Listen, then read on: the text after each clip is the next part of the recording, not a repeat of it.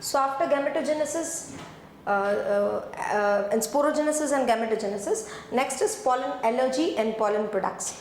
तो pollen जो male gametes होते हैं बेसिकली वो it can cause certain allergies और न्यूट्रिटिव भी होते हैं, तो as an source of nutrition in the form of medicine भी यूज़ किया जाता है. तो बेसिकली ये जो है pollen grains it can cause even severe allergies like respiratory tract disease जैसे कि अस्थमा है फीवर है, ब्रोंकाइटिस है और एलर्जिक राइनिटिस है. These are all the respiratory disorder which can be caused due to pollen allergy. उसके अलावा एक बाहर से आया हुआ species which is a carrot grass जिसका scientific name is Parthenium. It acts as a contaminant with wheat के साथ साथ ट्रांसपोर्टेशन के वक्त अलॉन्ग विथ वीट वो एज अ कंटामिनेंट आ गया था और यहाँ पे यूबिक्विटस मतलब फैल गया and pollen of such plant causes allergy, although it is not our own plant but transportation के वक्त as a contaminant घुस गया है और पूरे एरिया में फैल गया है and it causes allergy. And this is the diagram of ये है carrot grass Parthenium plant है ये. Other than that एलर्जी तो कॉज करता है but although it has they are rich in nutrients, तो ऐसा देखा गया है कि न्यूट्रिटिव रिच है तो उसकी टैबलेट्स बना के एज अ फूड सप्लीमेंट है वो लिया जाता है. सिरप के फॉर्म में भी मिलता है, टैबलेट के फॉर्म में भी मार्केट में अवेलेबल है. ये क्वेश्चन भी पूछते हैं कि पॉलन है nutritive as pollens are nutritive तो कौन से फॉर्म में मार्केट में अवेलेबल होता है. सिरप एंड टैबलेट के फॉर्म में मार्केट में अवेलेबल है as it has high nutritive value. Again along with tablets and syrups, athletes का परफॉर्मेंस बढ़ाने के लिए भी पॉलन है वो यूज़ होता है and it even heels the wound which is cause by burn का कारण जो वुंड हुआ है उसको इसके हीलिंग के लिए भी पॉलन है उसे यूज़ किया जाता है, मतलब पॉलन की प्रोडक्ट्स यूज़ की जाती है. Next question should come in your mind is pollen viability. कब तक पॉलन वायबल है, मतलब कब तक पॉलन जिंदा रह सकता है. तो द टाइम इंटरवल के पॉलन इतने समय तक जिंदा रह सकता है इट इज़ वेरिएबल, वो फिक्स नहीं होता है. It depends on species to species. जैसे कि देखो आप कि ये जो सीरियल्स है राइस एंड वीट वो 30 मिनट तक ही जिंदा रह सकते हैं, उसके पॉलन 30 मिनट्स तक जिंदा रह सकते हैं. But in case of certain members like Rosaceae, Leguminosae and Solanaceae महीनों तक भी पॉलन वायबल रह सकते हैं. सो एज मैंने बोला कि it is variable, it depends on species to species but surrounding environmental condition also affects the pollen viability.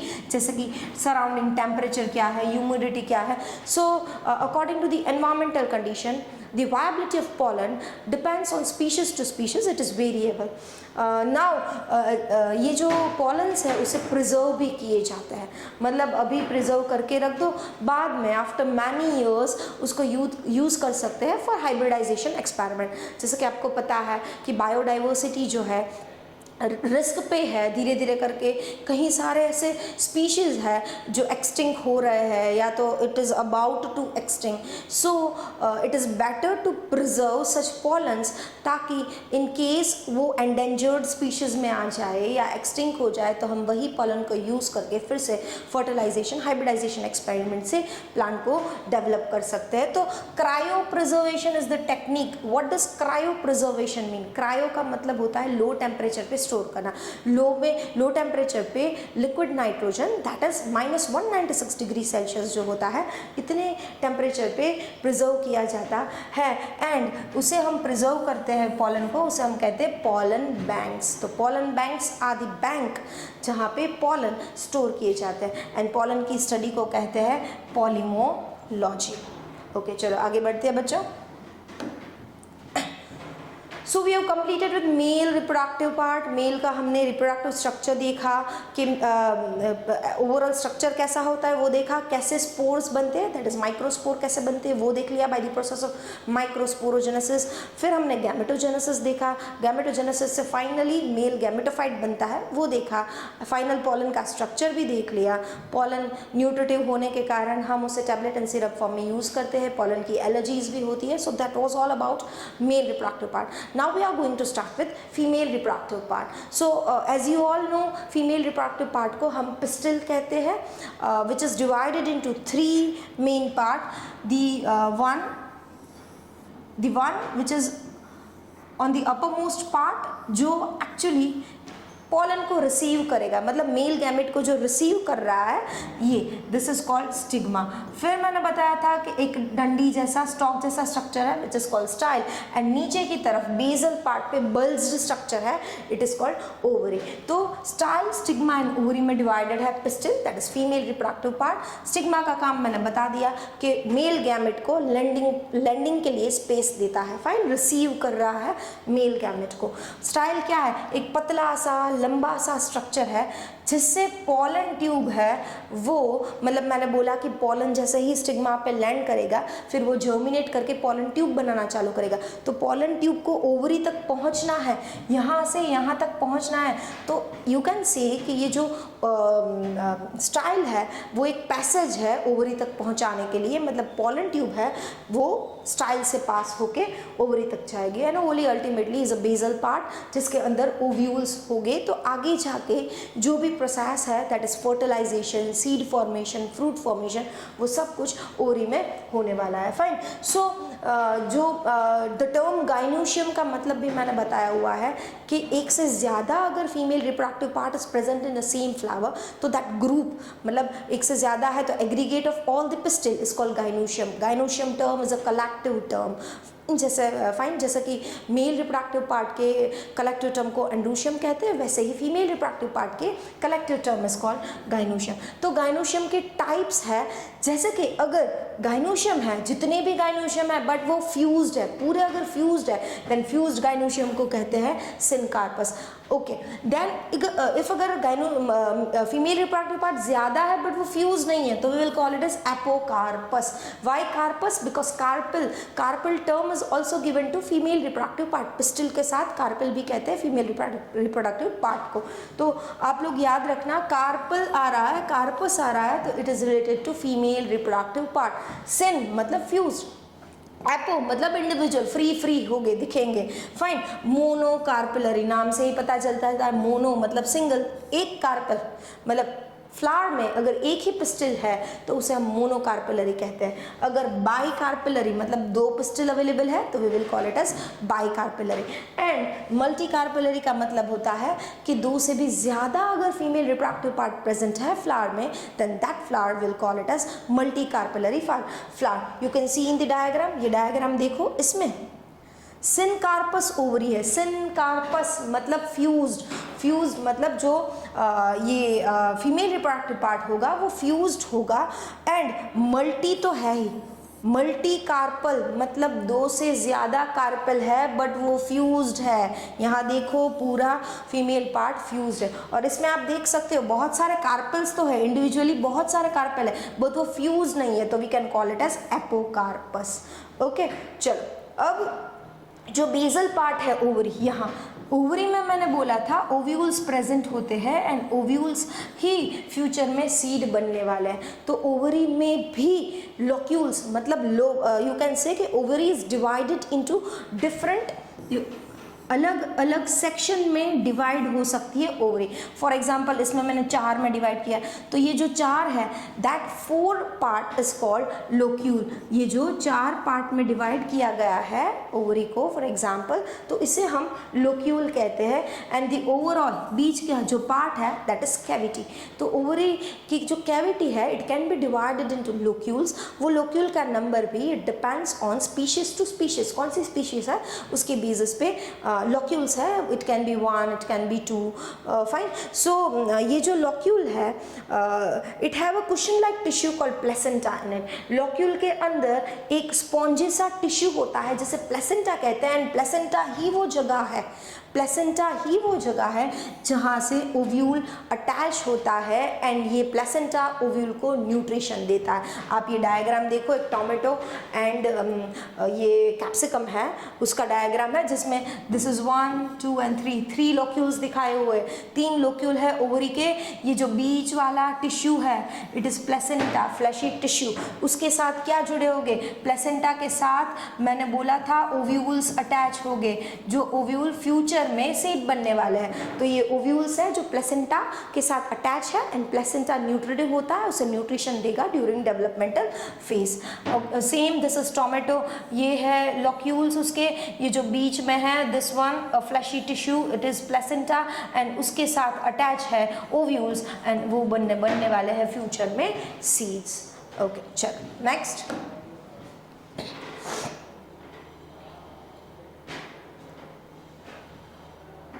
Okay next is megasporangium.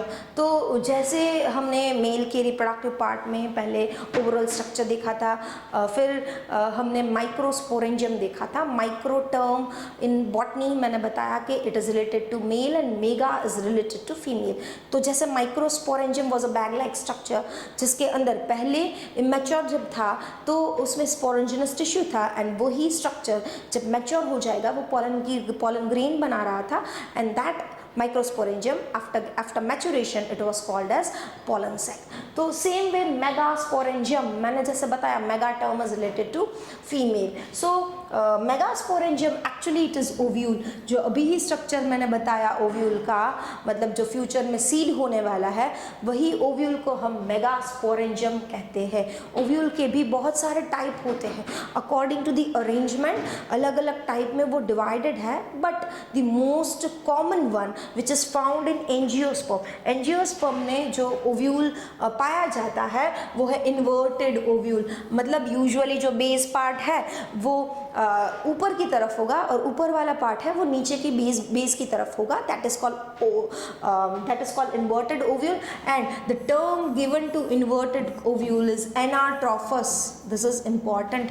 एनाट्रोफस मतलब इन्वर्टेड ओव्यूल. बेसल पार्ट जो है वो ऊपर की तरफ, ऊपर का पार्ट नीचे की तरफ. एंड द वन नॉर्मल वाला जो इन्वर्टेड नहीं है उसे हम ऑर्थोट्रोफस कहते हैं. बट एंजियोस्पर्म में ज़्यादातर inverted that is anatropous ovule ही पाया जाता है. तो हम जो देखने वाले हैं the structure of megasporangium will be anatropous type because we are studying angiosperm. So this is the basic structure. ये जो स्ट्रक्चर है it is the structure of megasporangium.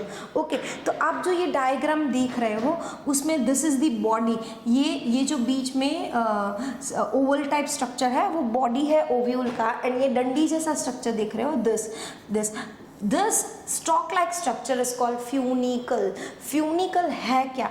Actually मैंने अगले ही मतलब इसके पहले ही मैंने अभी बताया कि इनसाइड ओवरी के अंदर एक स्पॉन्जी सा टिश्यू होता है जिसे हम प्लेसेंटा कहते हैं.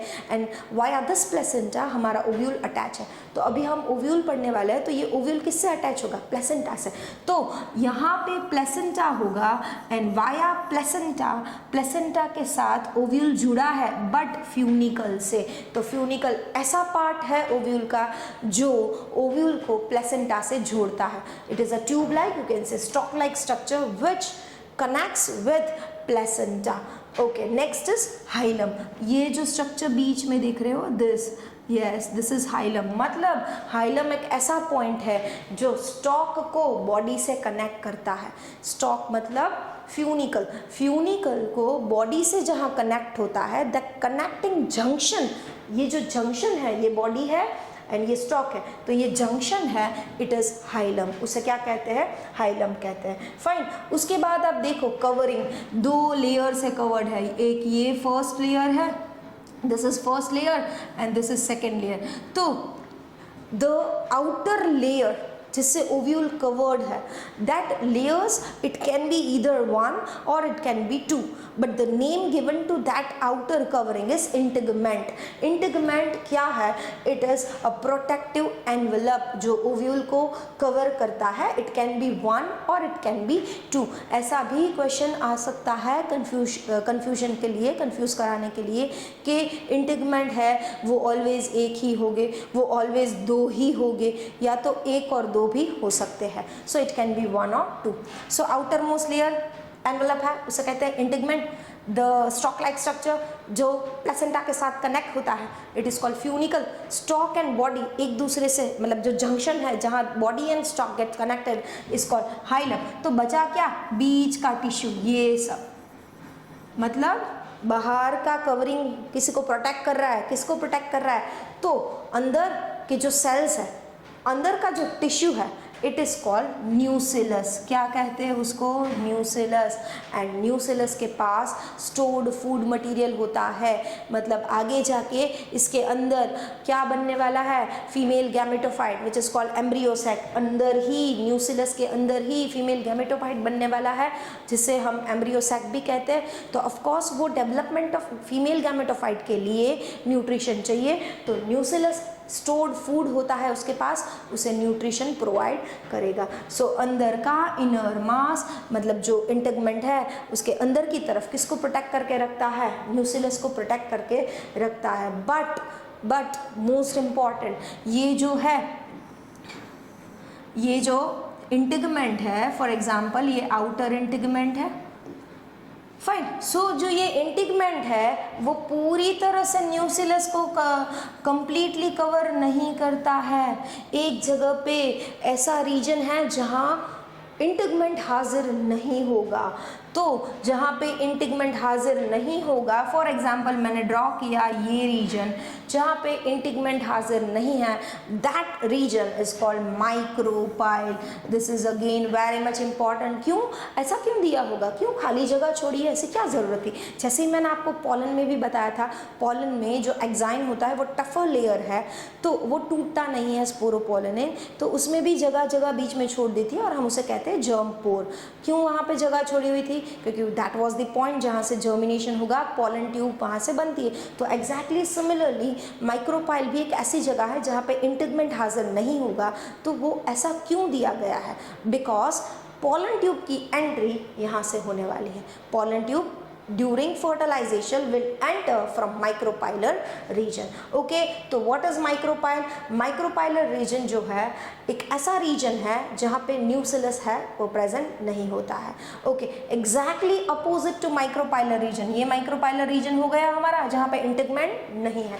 Exactly opposite to micropylar region मतलब दिस रीजन, उसे कहते हैं चलाजल एंड, चलाजल पोल या चलाजल रीजन. ओके, तो बेसिकली मैंने बताया आपको कि एंजियोस्पर्म का जो ओव्यूल है इट इज़ एनाट्रोफस ओव्यूल, मतलब इन्वर्टेड ओव्यूल है, राइट. तो ये जो इन्वर्टेड ओव्यूल है हमारे लिए ये अपर पार्ट हुआ, ये बेस पार्ट हुआ, but actually this is basal part. Chalazal is basal part. Why? Because मैंने बताया कि ये इन्वर्टेड है. तो यूजुअली अगर ये भी क्वेश्चन पूछे कि चलाजल क्या दर्शाता है, it represent the basal part of ovule. Ovule का बेसल पार्ट दर्शाता है. Okay, so this is all about the structure of megasporangium. Megasporangium का ये स्ट्रक्चर है जिसमें क्या क्या आया, एक तो फ्यूनिकल आया, हाइलम आया, इंटीगमेंट्स आया और इंटीगमेंट के अंदर न्यूसिलस सेल्स होते हैं. And that is the actual site. Nucellus ही ऐसी साइट है जहाँ आगे जाके फीमेल गैमेटोफाइट डेवलप होने वाला है, मतलब एम्ब्रियोसैक बनने वाला है. फाइन. सो ये जो रीजन है न्यूसिलस वाला, उसके अंदर एम्ब्रियोसैक बनने वाला है. It is also called female gametophyte.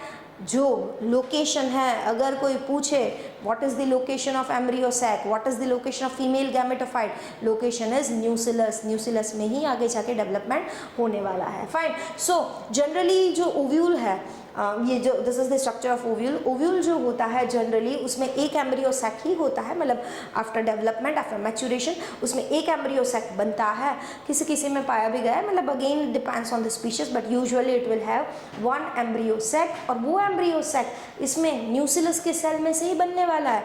किस में से? तो न्यूसिलस का सेल जो है उसमें से one cell will act as megaspore, and ये मेगास्पोर इन फ्यूचर बनाएगा female gametophyte. Exactly it is similar to like male because male में माइक्रोस्पोर कहते थे। माइक्रोस्पोर का स्पोरोजेनेसिस हुआ था, मदर सेल का स्पोरोजेनेसिस हुआ था, माइक्रोस्पोर्स बने थे, माइक्रोस्पोर मैच्योर होके फिर बने थे पॉलन्स। तो सिमिलरली इसमें भी एम्ब्रियो सैक है, मतलब फीमेल गैमेटोफाइट है, वाया गैमेटोजेनेसिस गैमेटोफाइट बनेगा, बट जो सेल कन्वर्ट होगा एम्ब्रियो सैक में या फीमेल गैमेटोफाइट में वो होगा मेगास्पोर। सो देखो this is the difference between ovule, angiosperm and gymnosperm के ओव्यूल का डिफरेंस बताया हुआ है। इसमें एंटिगमेंट एक दिखाया है, इसमें 2 इंटिगमेंट होते हैं। और जिम्नोस्पर्म आपको पता है कि जिम्नोस्पर्म की जो सीड्स होते हैं वो नेकेड सीड्स होते हैं, मतलब it is not protected by fruit, fruit नहीं बनता है, it is not covered by fruit, मतलब ओवरी भी नहीं होती है उसमें, ओवरी से कवर्ड नहीं होता है ओव्यूल। तो इसमें देखो ओव्यूल ओवरी से कवर्ड नहीं है और इसमें ओवरी दिखाई हुई है। And this is the structure of seed in future. ये देखो हाइलम होता है सीड में, अपने अगर राजमा मतलब बीन सीड्स और कोई भी सीड्स देखा है तो ध्यान से देखोगे तो आपको हाइलम और उसके नीचे की तरफ एक डॉट, छोटा सा डॉट स्ट्रक्चर दिखेगा, that is a micropyle region. Micropylar region मतलब दैट इज द रीजन जहाँ पे इंटेगमेंट नहीं है, एंड वो फ्यूचर में वही सीड को जर्मिनेशन के लिए exchange of gases and water चाहिए, वो वाया माइक्रोपाइलर रीजन ही होगा। ओके चलो बच्चों, अभी हमें देखना है megasporogenesis and megagametogenesis. So of course gamete बनने के पहले मेगास्पोर्स बनेंगे, फिर गैमेटोजेनेसिस देखेंगे। तो our next topic is megasporogenesis. नाम से पता चल गया, mega is related to female. तो व्हाट इज मेगास्पोरोजेनेसिस? मेगास्पोर का बनना, जेनेसिस मतलब फॉर्मेशन, तो मेगास्पोर का बनना, process of formation of megaspore किस में से? मदर सेल में से। ऑफ कोर्स मदर ही प्रोडक्शन कर सकती है ऑफस्प्रिंग का, वो याद रखो। तो मेगास्पोर मदर सेल, एमएमसी में मेगास्पोर का बनना इज कॉल्ड मेगास्पोरोजेनेसिस। तो ये मेगास्पोर मदर सेल कहाँ होगा? Megaspore mother cell of course nucellus में ही ये सब होने वाला है, तो न्यूसिलस में ही मेगास्पोर मदर सेल होगा।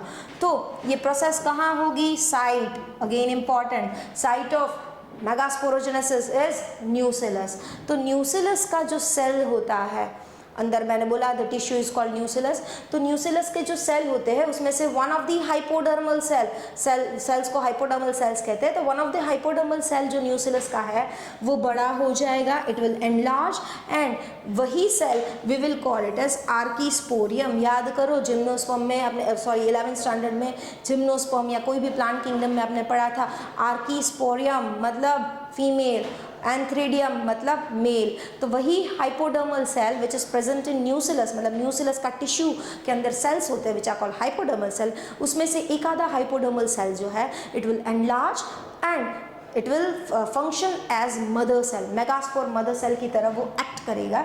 बट अभी के लिए उसे आर्कीस्पोरियम कहेंगे। यही आर्कीस्पोरियम माइटोसिस डिवीजन करेगा, एंड वो माइटोसिस डिवीजन होगा ट्रांसवर्स, मतलब लॉन्जिट्यूडनल नहीं, ट्रांसवर्सली डिवाइड करेगा वो। तो ट्रांसवर्स डिवीजन से 2 सेल बनेंगे, outer and inner cell. Okay, मैं अभी डायग्राम में भी दिखा दूंगी। ये रहा, देखो ये पूरा न्यूसिलस दिखाया हुआ है। ये न्यूसिलस का एक आर्कीगोनियल सेल है, मतलब जो आगे जाके मदर सेल बनने वाला है, उसने ट्रांसवर्सली डिवाइड किया। ये रहा ट्रांसवर्स डिवीजन, तो एक अपर सेल बना, एक लोअर सेल बना। तो अपर जो सेल होता है मतलब आउटर सेल जो होता है उसे हम पैराइटल सेल कहेंगे, एंड लोअर सेल जो होता है उसे हम स्पोरोजेनस सेल कहेंगे। ये रहा upper cell, parietal cell, lower वाला सेल होगा, अभी के लिए will call it as sporogenous cell. Okay, तो पैराइटल सेल है, आगे और डिवाइड कर सकता है, मतलब इन सम केसेस आगे वो डिवाइड करेगा लॉन्जिट्यूडनली एंड ट्रांसवर्सली, नहीं भी करेगा, तो मतलब अगर वो डिवाइड करता जाएगा तो ये वाला जो हमारा सेल है स्पोरोजिनस सेल वो डीप डाउन मतलब अंदर की तरफ यू कैन से कि वो अंदर की तरफ दिखेगा अभी। क्यों? क्योंकि पैराइटल सेल ने डिविजन्स किए, इसीलिए ये जो स्पोरोजिनस सेल है वो अंदर की तरफ अभी दिखेगा। यही जो स्पोरोजिनस सेल है उसे हम कहते हैं MMC, मेगास्पोर मदर सेल। क्या कहते हैं? Megaspore mother cell. Again important दूसरा नाम है megasporocyte. It is also called megasporocyte. जैसे मेल में माइक्रोस्पोरोसाइट कहते थे वैसे ही फीमेल में मेगास्पोरोसाइट कहते हैं। अब आप सोचो स्पोरोजेनेसिस में मेल में कौन सा डिवीजन हो रहा था? Meiosis, reduction division. मतलब गैमेट फ्यूचर में हाफ क्रोमोसोम्स होते हैं गैमेट के, तो अभी से ही वो रिडक्शन डिवीजन हो जाएगा स्पोरोजेनेसिस में। गैमेटोजेनेसिस में फिर मियोसिस नहीं होगा, माइटोसिस ही होगा। सो ये जो स्पोरोजिनस सेल है it will act as megaspore mother cell and further इसमें से ही मियोसिस होगा। तो ये जो मेगास्पोर मदर सेल है it is a larger cell, मतलब उसमें ग्रोथ होगा, सेल है वो बड़ा हो जाएगा, साइटोप्लाज्म उसमें ज़्यादा होगा एंड उसका न्यूक्लियस भी प्रोमिनेंट है, मतलब दिखता क्लियर कट प्रोमिनेंट न्यूक्लियस दिखता है। तो ये क्या करेगा? मेगास्पोर मदर सेल जैसे मैंने बोला वो रिडक्शन डिवीजन करेगा। रिडक्शन डिवीजन मतलब it will undergo meiosis. Of course meiosis 1 होगा। मियोसिस 1 में एक्चुअल क्रोमोसोम के नंबर आधे हो जाते हैं। एट दैट टाइम पहले 2 सेल बनते हैं आधे क्रोमोसोम वाले। अगेन मियोसिस 2 होगा तो फिर टोटली 4 सेल्स बनेंगे जो हैप्लॉइड होंगे। So ultimately after completing meiosis 1 and 2 4 cell बनते हैं and this 4 haploid cells we will call it as megaspore. क्या कहते हैं? मेगास्पोर। खत्म, मियोसिस हो गया, अभी मियोसिस नहीं होगा, अभी माइटोसिस ही होने वाला है।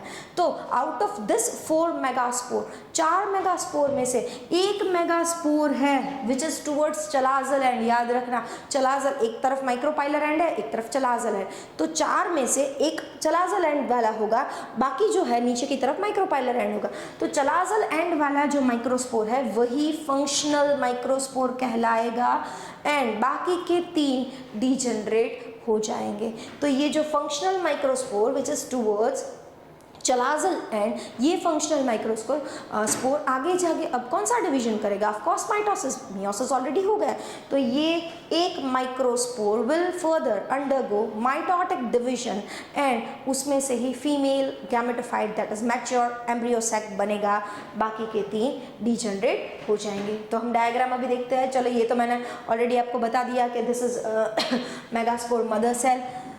मेगास्पोर मदर सेल ने मियोसिस करके 4 सेल बनाए, 3 डिग्रेड हो गए, चलाजल वाला एक बचा जिसे हम फंक्शनल मेगास्पोर कहते हैं, वही आगे जाके ग्रो करेगा, बड़ा होगा, डिवाइड होगा, माइटोसिस करेगा, अल्टीमेटली एम्ब्रियो सेक बना लेगा। तो अगेन दिस इज, देखो डायग्राम, ये माइक्रोपाइलर एंड दिखाया हुआ है, ये चलाजल एंड दिखाया हुआ है, ये microspore mother megaspore mother cell है।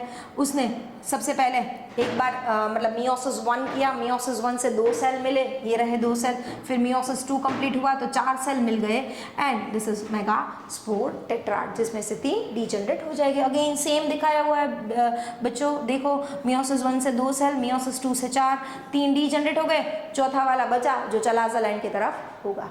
फाइन, ये अगेन क्विक रिवीजन है, ओवरव्यू दिखाया हुआ है। आर्की इसके अंदर न्यूक्लियस के अंदर जो हाइपोडर्मल सेल्स होते हैं उसमें से एक सेल विल एनलार्ज, ग्रो करके आर्कीस्पोरियम कहलाएगा।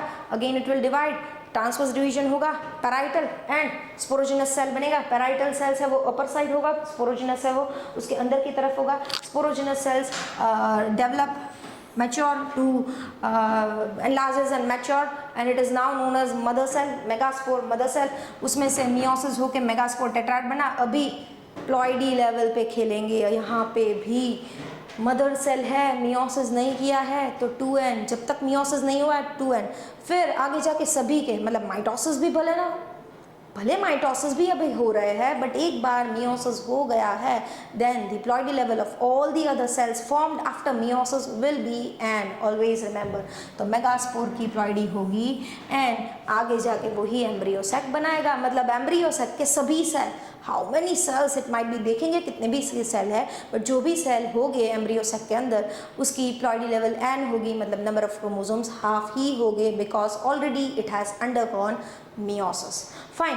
तो फंक्शनल मेगास्पोर है उसे ही हम फीमेल गैमेटोफाइट या तो एम्ब्रियो सैक कहते हैं, and the formation of female gametophyte और the formation of embryo sac is called mega gametogenesis. Fine. तो नेक्स्ट टॉपिक ऑफ कोर्स आपको पता चल गया होगा क्या है, मेगा गैमेटोजेनेसिस, मतलब गैमेटोफाइट का बनना, फीमेल के गैमेटोफाइट का बनना। फाइन। अब पहले ये अगेन रिपीट किया हुआ है, यही स्ट्रक्चर के 4 डीजेनरेट हो गए, एक फंक्शनल ही बचेगा।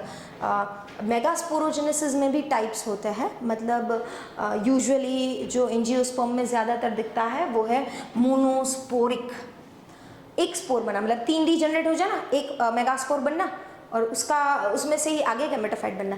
But sometimes it is also seen कि किसी किसी में बाइस्पोरिक दिखता है, टेट्रास्पोरिक दिखता है। मतलब क्या हुआ, डायग्राम देखते हैं चलो। ये जो यूजुअल हमने देखा, एक सेल में से मियोसिस 1 से 2 सेल बने, मतलब तुरंत ही साइटोकाइनेसिस हो गया, सेल डिवाइड होकर 2 सेल बना दिया। इसमें फिर मियोसिस 2 में अगेन कैरियोकाइनेसिस के बाद तुरंत ही साइटोकाइनेसिस हो जाएगा और 4 सेल बन गए, जिसमें से 3 डीजेनरेट होके एक है वो फंक्शनल मेगास्पोर कहलाएगा। मतलब एक फंक्शनल मेगास्पोर बना, this is called monosporic. Next is bisporic. Bisporic में आप देख सकते हो कि पहला मियोसिस 1 किया, उसमें कैरियोकाइनेसिस, तुरंत ही साइटोकाइनेसिस हो गया, it is directly followed by cytokinesis, मतलब 2 सेल बने। But in case of meiosis 2 karyokinesis is not followed by cytokinesis. Karyokinesis होगा, साइटोकाइनेसिस नहीं होगा, मतलब नंबर ऑफ न्यूक्लियस बढ़ गया बट सेल डिवाइड नहीं हुआ। तो इस तरह से स्ट्रक्चर दिखेगा, जिसमें से एक वाला जो सेल है 2 सेल बने, न्यूक्लियस डबल है बट सेल 2 बने, एक वाला सेल डीजेनरेट हो जाएगा, बाकी जो एक बचा, ऑफ कोर्स ये जो सेल है वो मैच्योर फंक्शनल माइक्रोस्पोर का मेगास्पोर कहलाएगा और इसके पास S2 न्यूक्लियस है, इसीलिए उसे बाइस्पोरिक कहते हैं। सिमिलरली टेट्रास्पोरिक में दोनों में मियोसिस 1 एंड मियोसिस 2 दोनों में karyokinesis is not followed by cytokinesis, मतलब सेल डिवाइड नहीं हुए, तो नंबर ऑफ सेल एक का एक ही रहा, न्यूक्लियस बढ़ गए, सेल नहीं बढ़ा। देखो आप, इसके न्यूक्लियस 2 हुए बट सेल 1 है, न्यूक्लियस 4 हुए बट सेल 1 है, मतलब चारों के चारों न्यूक्लियस है वो प्रेजेंट है उसमें, इसीलिए उसे कहते हैं tetrasporic and that is a functional megaspore. तो ये भी हो सकता है बट हमें this is the most common one monosporic and हमें यही पढ़ना है। So next is gametogenesis. तो ये मेगास्पोर जो बना हुआ है, फीमेल का जो मेगास्पोर बना हुआ है, उसमें से कैसे फीमेल गैमेटोफाइट बनता है। एक बार मियोसिस हो गया तो ऑफ कोर्स माइटोसिस की प्रोसेस से ही गैमेटोजेनेसिस होगा। तो एम्ब्रियो सैक बनना या तो फीमेल गैमेटोफाइट का बनना, प्रोसेस को क्या कहेंगे, मेगा गैमेटोजेनेसिस, नाम से पता चल जाएगा। फॉर्मेशन ऑफ फीमेल गैमेटोफाइट या formation of embryo sac is called mega gametogenesis. So embryo sac is equal to female gametophyte, confuse मत होना, female gametophyte and embryo sac same होता है। फाइन। जैसे ही हमने देखा था कि मेल गैमेटोफाइट है, पोलन जो पोलन होता है इमेच्योर पहले, वो आगे जाके मैच्योर हो जाएगा और वो मेल गैमेटोफाइट बनाता है। तो male gametophyte is a mature pollen and in case of female gametophyte it is a embryo sac, it is an embryo sac. तो what is mega gametogenesis? Embryo sac बनने की प्रोसेस को हम mega gametogenesis कहते हैं। किसमें से बनेगा? अभी हमने मेगास्पोर बनाया, जस्ट अभी हमने मेगास्पोर बनाया, मोनोस्पोरिक मेगास्पोर, मतलब 4 जो मेगास्पोर बने थे उसमें से 3 रीजनरेट हो गया, एक बचा है जो फंक्शनल मेगास्पोर, वो ही माइटोसिस करेगा और उसमें से ही female gametophyte that is embryo sac बनने वाला है। तो फंक्शनल मेगास्पोर में से बनेगा फीमेल गैमेटोफाइट। 70% एंजियोस्पर्म में यही होता है, एक मेगास्पोर जो है वही फंक्शनल है, मतलब मोनोस्पोरिक। बाकी थोड़े बहुत स्पीशीज में दिखता है बाइस्पोरिक और टेट्रास्पोरिक भी होता है। फाइन। तो अभी जैसे मैंने बताया कि यही जो फंक्शनल मेगास्पोर है वो माइटोसिस करेगा। तो पहला माइटोसिस हुआ, उसका मतलब अगेन आई एम रिपीटिंग, इसमें माइटोसिस होगा, मतलब कैरियोकाइनेसिस होगा, but karyokinesis is not followed by cytokinesis. Okay, karyokinesis is not followed by cytokinesis अभी के लिए, लास्ट में साइटोकाइनेसिस हो जाएगा। तो इनिशियली कैरियोकाइनेसिस होता जाएगा, मतलब नंबर ऑफ न्यूक्लियस बढ़ते जाएंगे but number of cell initially नहीं बढ़ेंगे। एट द एंड साइटोकाइनेसिस होगा तो एट द एंड सेल्स के नंबर भी बढ़ेंगे। तो अभी आप ही बताओ, अगर एक सेल है, एक सेल ने माइटोसिस किया तो कितने न्यूक्लियस बनेंगे, कैरियोकाइनेसिस किया है, साइटोकाइनेसिस नहीं किया है, कितने न्यूक्लियस बने, 2 न्यूक्लियाई बने। ओके, 2 न्यूक्लियाई बनेंगे और दोनों न्यूक्लियाई अपोजिट पोल पर मूव होना चालू कर देंगे। देखो ये 3 डीजनरेट हो गए माइक्रोस्पोर, ये फंक्शनल माइक्रोस्पोर है। उसने क्या किया, सेल ग्रो हुआ, एनलार्ज हुआ, न्यूक्लियस डिवाइड किया, मतलब कैरियोकाइनेसिस हुआ, 2 न्यूक्लियस अपोजिट पोल पे चले। ठीक है, फाइन। फिर क्या होगा, अभी के लिए ये एम्ब्रियो सैक बना, मतलब अभी पूरा मैच्योर एम्ब्रियो सैक नहीं है, पूरा मैच्योर फीमेल गैमेटोफाइट नहीं है, तो ये है 2 न्यूक्लिएटेड एम्ब्रियो सैक, क्योंकि उसमें 2 न्यूक्लियस है। This is 2 nucleated embryo sac because it is having 2 nucleus. Fine.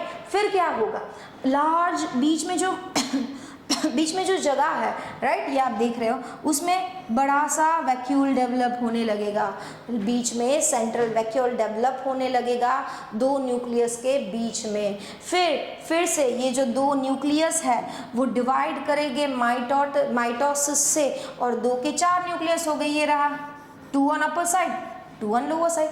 अभी ये स्टेज कितने न्यूक्लियस है, 4, तो this stage will call 4 nucleated stage, और you can say embryo sac है, 4 न्यूक्लियस वाला एम्ब्रियो सैक है। अभी फिर से एक बार माइटोसिस होगा, एक बार और माइटोसिस हुआ, मतलब आप ही बताओ, ये 2 है उसके 4 न्यूक्लियस बन गए, और नीचे पे 2 न्यूक्लियस है उसके भी 4 न्यूक्लियस बन गए। तो ये है 8 स्टेज या 8 nucleated stage of embryo sac. And वही तो फाइनल वाला है, मतलब 3 ही माइटोसिस हो गए। मियोसिस कितने हुए, 1, माइटोसिस कितने हुए, 3। ये भी पूछ सकते हैं कितने माइटोसिस होते हैं, कितने मियोसिस होते हैं, in both the cases male and female. Okay, तो ये 8 न्यूक्लियस वाला एम्ब्रियो सैक बन गया है। अभी इसमें मतलब फाइनल तो हो गया, जो 3 माइटोटिक डिवीजन होने वाले थे वो हो गए, बट ये माइटोटिक डिवीजन कैसे थे, फ्री न्यूक्लियर, मतलब karyokinesis is not immediately followed by cytokinesis, इसे ही हम फ्री न्यूक्लियर माइटोसिस कहते हैं। इमीडिएटली साइटोकाइनेसिस नहीं हुआ, तो अभी सेल तो एक ही दिख रहा है, देखो सेल एक दिख रहा है, बट न्यूक्लियस कितने दिख रहे हैं, 8। अब क्या होने वाला है, न्यूक्लियस का रीअरेंजमेंट होगा, प्रॉपरली न्यूक्लियस रीअरेंज हो गए, जिसमें से 3 सेल माइक्रोपाइलर एंड पे, 3 से 8 सॉरी सेल नहीं न्यूक्लियस, 8 न्यूक्लियस है, तो out of 8 nucleus 3 nucleus will be arranged at micropylar end, 3 nucleus towards chalazal end, 6 चले गए, बाकी 2 बचे वो बीच में आ जाएंगे। ओके, देखो डायग्राम, 3 3 चलाजल एंड पे, 3 माइक्रोपाइलर एंड है। मैंने आपको बताया कि हम एंजियोस्पर्म पढ़ रहे हैं, एंजियोस्पर्म में यूजुअली इन्वर्टेड ओव्यूल होता है, तो माइक्रोपाइलर नीचे की तरफ है, बाकी बेसल पार्ट चलाजल है। तो 3 है अपर साइड चलाजल की तरफ, 3 है वो माइक्रोपाइलर एंड की तरफ, और 2 बाकी के जो है वो सेंटर में अरेंज हो जाते हैं, जिसे हम पोलार न्यूक्लियाई कहेंगे। फाइन। तो जो 3 सेल्स माइक्रोपाइलर एंड की तरफ है, ये रहे 3 सेल्स, ये जो 3 सेल, फिर आगे जाके, अभी ये न्यूक्लियस है, फिर आगे जाके साइटोकाइनेसिस हो जाएगा। साइटोकाइनेसिस मतलब अभी सेल भी डिवाइड हो जाएंगे। देखो 1 2 3 4 5 6। ओके, अब क्या होगा, 6 सेल और ये बड़ा सा बीच में 7वां सेल, बड़ा सा बीच में 7वां सेल, तो 7 सेल्स हुए और न्यूक्लियस 8 होते हैं। कितने nucleus, 8 nucleus. 3 cell on chalazal end, 3 cell on micropylar end, and 1 cell central large cell, वो एक ही सेल कहलाएगा, उसमें 2 न्यूक्लियस होगा। तो there will be total 7 cell and 8 nucleus in mature embryo sac, जिसमें से 3 सेल है माइक्रोपाइलर एंड की तरफ रहेंगे, 3 सेल माइक्रोपाइलर एंड की तरफ होते हैं, एंड दैट 3 सेल कंबाइनली उसे हम कहेंगे एग एपेरेटस। तो जो भी माइक्रोपाइलर एंड दिखाया हुआ है, फॉर एग्जांपल यहाँ पे माइक्रोपाइलर एंड ये दिखाया है, तो माइक्रोपाइलर एंड के 3 cells we will call it as egg apparatus. तीनों को कंबाइनली हम एग एपेरेटस कहते हैं, जिसमें से 2 सेल को, 2 cells are called synergids and the 1 cell left is called egg। मतलब आगे जाके वही स्पर्म से फ्यूज करके जाइगोट बनाने वाला है। तो ये जो है 3 cell towards micropylar end, out of 3 2 are called synergids and 1 is egg। Okay, चलो आगे चलते हैं। 3 सेल्स जो चलाजल की तरफ हो गए। वो 3 सेल जो चलाजल की तरफ है उसे हम कहते हैं एंटीपोडल सेल्स। क्या कहेंगे? तो this are antipodal cell, this 3 combinedly is egg apparatus, in egg apparatus 2 are synergids and 1 is egg। Okay, तो ये एंटीपोडल सेल्स है। और बीच में एक बड़ा सा सेंट्रल सेल है, बीच में बड़ा सा सेंट्रल सेल है जिसके पास 2 पोलर न्यूक्लियाई है। कितने न्यूक्लियाई है? 2 पोलर न्यूक्लियाई है। तो this is a complete mature female gametophyte और you can say embryo sac. Mature embryo sac के पास कितने न्यूक्लियस हुए? 8। कितने सेल हुए? 7। तो ये भी फ्रीक्वेंटली आस्क्ड क्वेश्चन है कि मैच्योर गैमेटोफाइट, फीमेल गैमेटोफाइट या एम्ब्रियोसेक में कितने सेल एंड कितने न्यूक्लियस होते हैं? 7 सेल एंड 8 न्यूक्लियस होता है। फाइन, तो ये देखो बच्चों, this is the final mature structure of mature embryo sac या फीमेल गैमेटोफाइट। ये देखो 3 सेल, चलाजल एंड दिखाया हुआ है। चलाजल एंड के 3 सेल को एंटीपोडल्स कहते हैं। दिस आर द 3 सेल 1 2 3, जिसमें से 2 मतलब combinedly it is called egg apparatus. जो ये 2 है, दिस 2 आर सिनर्जिड्स एंड जो एक है वो एग है जो फाइनली फ्यूज होगा। किसके साथ फ्यूज होने वाला है? वो it will fuse with sperm. And ये बीच वाला एक बड़ा सा सेल, सेंट्रल सेल कहते हैं उसको, जिसके अंदर 2 न्यूक्लियाई है, पोलर न्यूक्लियाई। कंप्लीट। ओके, अब दिस इज इंपॉर्टेंट। ये जो सिनर्जिड सेल है, दिस 2 सेल्स, सिनर्जिड सेल के पास एक स्पेशल सेलुलर थिकनिंग्स होती है। देखो डायग्राम, ये रही सेलुलर थिकनिंग्स दिख रही है। Yes, this special cellular thickenings को कहते हैं filiform. It is called filiform apparatus. क्या है filiform apparatus? Special cellular thickenings present in synergids. वो क्या है, इतना स्पेशल क्या है इसमें? वो एक पर्टिकुलर केमिकल सिक्रीट करते हैं। It secretes certain chemical substance and ये जो केमिकल सब्सटेंस है पॉलन ट्यूब को अपनी तरफ खींच के लेके आता है। सो वी कैन से कि वो कीमोट्रॉफिक सब्सटेंस सिक्रीट करता है, जिसके कारण पॉलन ट्यूब अट्रैक्ट होती है। तो बेसिकली देखा जाए तो वो सेल तो सिनर्गिड ही है ना, तो सिनर्गिड पॉलन ट्यूब को अपनी तरफ खींचने का काम कर सकती है। फाइन, उसके अलावा फिलिफॉर्म एपैरेटस का काम है, it helps to absorb and conduct nutrient from nucellus. Nutrients तो चाहिए ही चाहिए, खींचो खींचो, मैंने बोला था पहले ही। न्यूसिलस है वो क्या है? न्यूसिलस है वो फूड स्टोर करके रखता है, मतलब ड्यूरिंग डेवलपमेंटल फेज वो फूड न्यूट्रिशन प्रोवाइड करेगा। तो न्यूसिलस में से फूड को एब्जॉर्ब करना और न्यूट्रिएंट को कंडक्ट करने का काम भी सिनर्जिड्स के फिलिफॉर्म एपैरेटस मदद करते हैं। और एक तो मैंने बता ही दिया, पॉलन ट्यूब को गाइड करना, मतलब पॉलन ट्यूब को कहाँ जाना है, भटक ना जाए, कहीं भटक ना जाए, इसलिए ऐसे केमिकल्स रिलीज करेंगे जिसके कारण पॉलन ट्यूब बैंड होके माइक्रोपाइलर एंड पे ही आ जाएगी। सो दिस इज द स्ट्रक्चर। अब देखो ये स्ट्रक्चर दिखाया हुआ है, ये है स्टिग्मा, दिस इज स्टाइल, ये पूरा ओवरी है जिसमें ये सब ओव्यूल्स है। ये दिखाई हुई है पॉलन ट्यूब वाया मतलब ये सभी पॉलन ट्यूब 2 टाइप की हो सकती है, कॉम्पैक्ट भी हो सकती है, मतलब सेल से भरी हुई भी हो सकती है, हॉलो भी हो सकती है। तो यहाँ देखो it is a compact structure जिसमें से ये सेल में से निकल के आके कहाँ जाएगी? ओव्यूल के पास। ओव्यूल मतलब मैच्योर एम्ब्रियोसेक के पास जाएगी। उसमें भी कहाँ पे? माइक्रोपाइलर एंड, क्योंकि उसने केमिकल रिलीज़ किया है, मतलब केमिकल रिलीज़ किया है तो उसकी तरफ मुड़ के वहाँ गई। यहाँ देखो माइक्रोपाइलर एंड के गई, मतलब जो काम करना था वो हो गया। मेल गैमेट को पहुँचाना था कहाँ पे? फीमेल के एग के पास। तो via this pollen tube male के जो स्पर्म्स है वो पहुँच जाएंगे किसके पास? फीमेल के एग के पास। So we have completed with male reproductive parts। Male gamete कैसे बनता है, स्पोरोजेनेसिस, गैमेटोजेनेसिस, इवन फीमेल के पार्ट्स भी हमने पूरे कंप्लीट कर लिए। आगे के लेक्चर में we will be dealing with pollination. Pollination में अलग अलग टाइप्स के कैसे पॉलिनेशन होगा।